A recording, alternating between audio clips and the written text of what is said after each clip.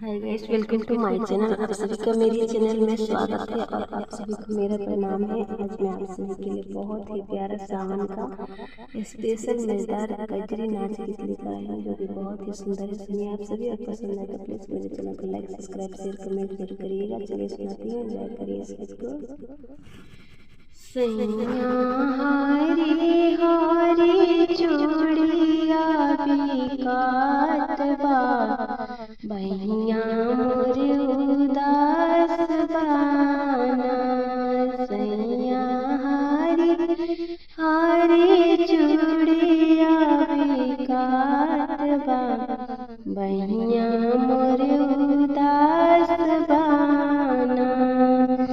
जाले चूड़ी नाले आइब ताले जीवना ना बनाइब। जाले चूड़ी नाले आइब ताले जीवना ना बनाइब। सैया हमरा तोहरा खबर में तकरार बा, बहिया मोर उदास बाना।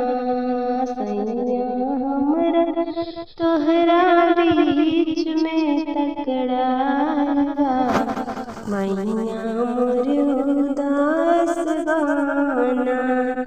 जाई रउआ बाजारे किनके लाई हरी हरी चूड़ी। जाई रउआ बाजारे किनके लाई हरी हरी चूड़ी। सैया तबे हमरा तोहरा मिलान बा, बहिया मोर उदास बाना।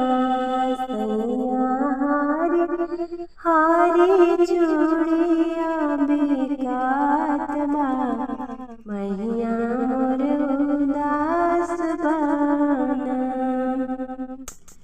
जाले चूड़ी नाले आइब ताले जीवना ना बनाइब। जाले चूड़ी नाले आइब ताले जलवा ना भराइब। सैया हमरा तोहरा बीच में तकरार बा, बहिया मोर उदास बाना। जाई रउआ बाजारे किनके लाई हरी हरी चूड़ी। सैया तबे हमरा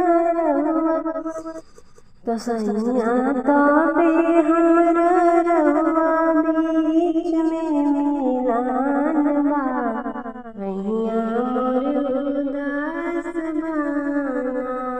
सैया हारी हारी बिंदिया बिकात बा, लीलरा मोर उदास बाना। जले बिंदी नाले आइब ताले सिजिया ना डसा।